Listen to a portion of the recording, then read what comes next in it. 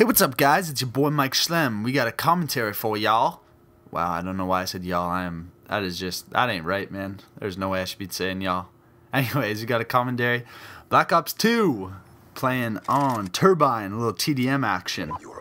I've got my perks are Hardline, Toughness, and Engineer. Toughness I found to be so key. You get into battles with guys who are, when I was not using Toughness, and you'd hit them.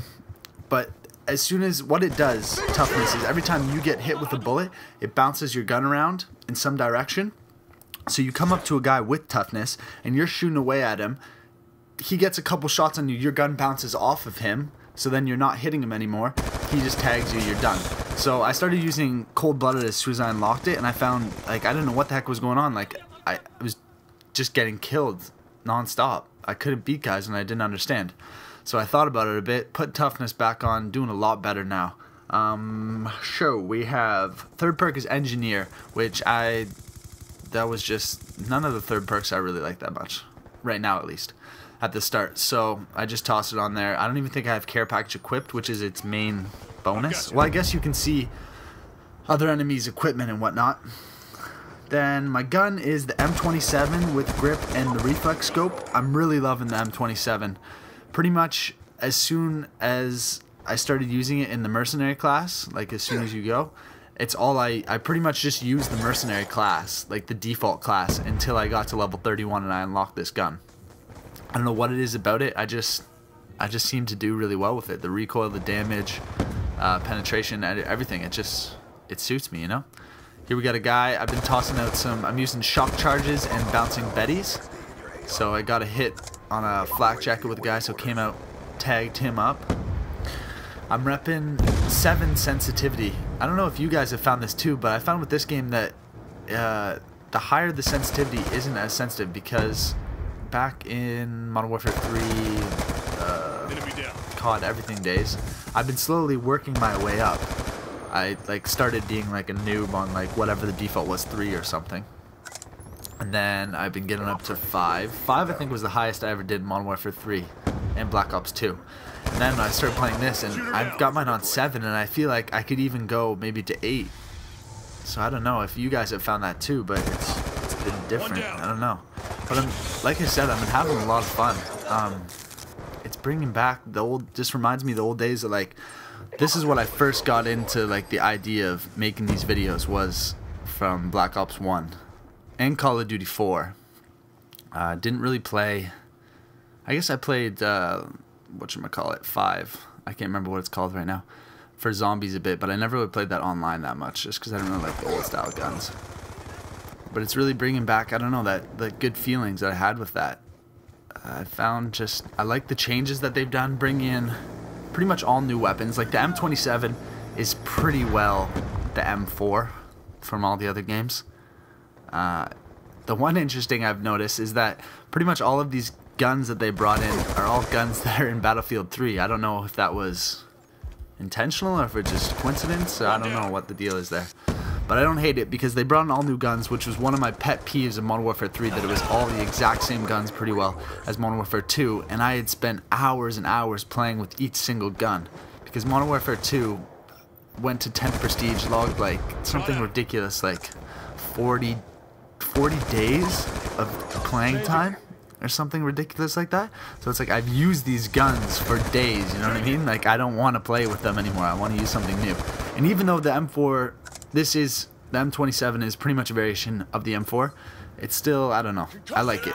It's a lot. One thing I've noticed though, a lot of these assault rifles, they're like half and half probably burst and fully automatic, which is something new. But then I guess with the select fire attachment, you can make any gun burst or any burst gun automatic. So it's sort of, you know, here I'm not camping.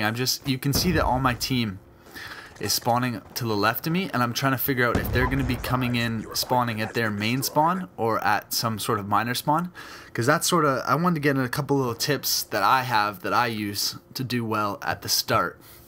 One thing is definitely, for the most part, I stick to the outside of the map. I like to just patrol around, especially when I'm just first started a map and I literally don't know anything about it. I'll literally just patrol the outside of the map and sort of get like a feel in my mind of how it's laid out. Because you don't want to be running in the middle and just, you can get hit from anywhere, right?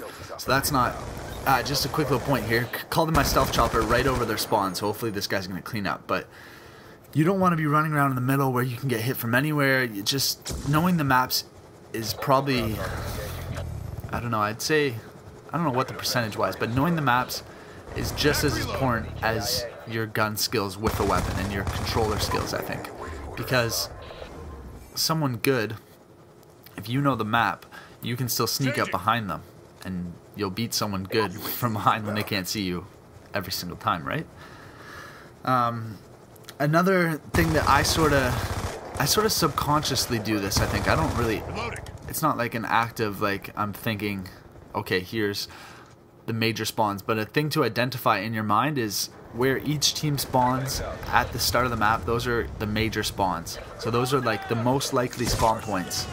And then you have all the minor spawns, or the little areas around, that are normally generally close to the major spawn. But for the most part, there's 2 major spawns, and you want to sort of keep in mind that's where you are. That's where people are most likely to spawn, like the enemy. And you got to look at your team. Okay, so right now, I'm like really far away from my team. They're all on the other side of the map, and I'm sort of trying to decide, are they going to spawn where I spawned at the very start of the map, or are they going to spawn on the other side?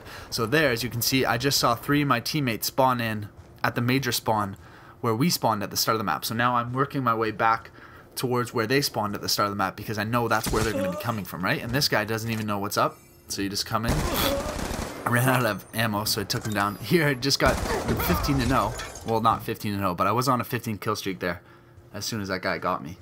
24-7, not doing too bad.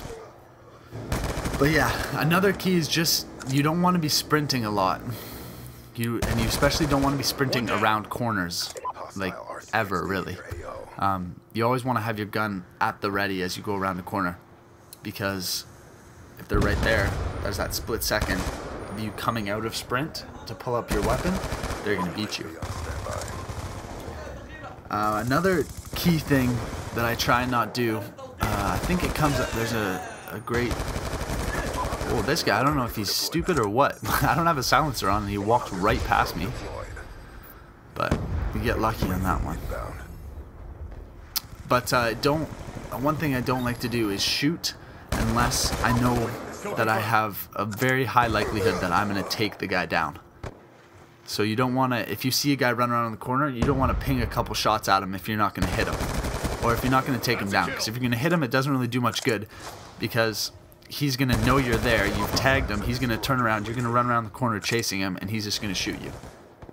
Right? You don't want to give away your position for nothing there. So you're better off to just hold your fire, chase after him, see what happens, or not necessarily chase after him, because one thing you always got to keep in mind is, which I tend to do a lot, is that if I see someone, I'll keep running.